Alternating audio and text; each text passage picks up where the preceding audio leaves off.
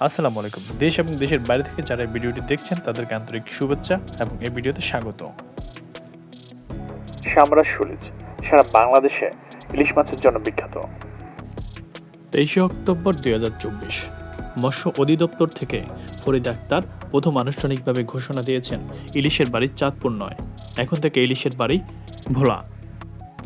সারা বাংলাদেশের 3 ভাগের 1 ভাগ ইলিশ উৎপাদন এবং বাণিজ্যিকভাবে সারা বিশ্বে রপ্তানি হয় ভোলা সামরাজ সুলিজ ঘাটে।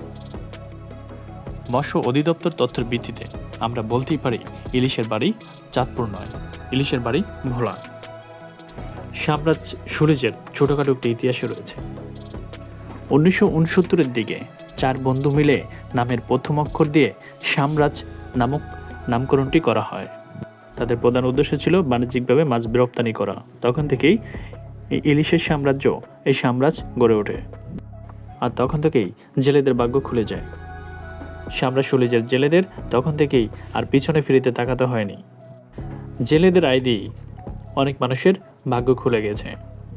সমাজের গরিব লোকও ধনাঢ্য ব্যক্তি হয়েছেন ক্ষমতার মালিকও।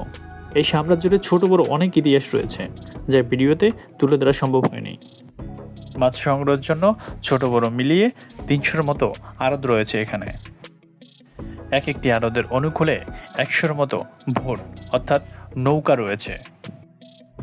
চরপেশন উপজেলার মৎস্য অধিদপ্তরের তথ্য অনুযায়ী এখানে প্রায় 30,000 নৌকার যাতায়াত। ইলিশের প্রজনন বৃদ্ধির ক্ষেত্রে সরকার কর্তৃক ঘোষিত মাছ ধরার বিধিনিষেধ অর্থাৎ অবরোধ সর্বোচ্চ হয়ে থাকে 1 মাস।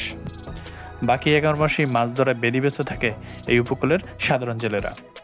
সামুদ্রিক মাছ ধরার যেরকম আয় রয়েছে তার ব্যয়ের খ্যাতের হিসাব দেখলে আপনার চোখ কপালে উঠে যেতে পারে। গভীর সমুদ্রে যখন মাছ ধরার জন্য যায় তখন এক একটি ভোটের অন্তর্গত ফিরে আসতে সময় লাগে প্রায় 15 থেকে 20 দিন, কিন্তু তাতে ব্যয় হয় মোটা অঙ্কের টাকা। থাকে জীবনের ঝুঁকিও, তারপরও কলিজাকে পিঠে বেঁধে সামুদ্রিক মাছ অভিযানে নেমে পড়ে তারা। পরিবার এবং নিজের ছেলে সন্তানের জন্য দুর্ভিক্ষ এই নির্ভীক অভিযাত্রা তাদের। ভাগ্যের রদবদলে কারো ভাগ্য ফিরলেও ম্যাক্সিমাম মানুষেরই নিঃস্ব হয়ে যায় এই নদীর গর্ভে। হারিয়ে ফেলে ব্যাংক ব্যালেন্স, টাকা পয়সা সব সহ নিজের জীবনও। এত কিছুর পরও নিজের জীবন বাজি রেখে তাদের বেঁচে থাকার এই জীবন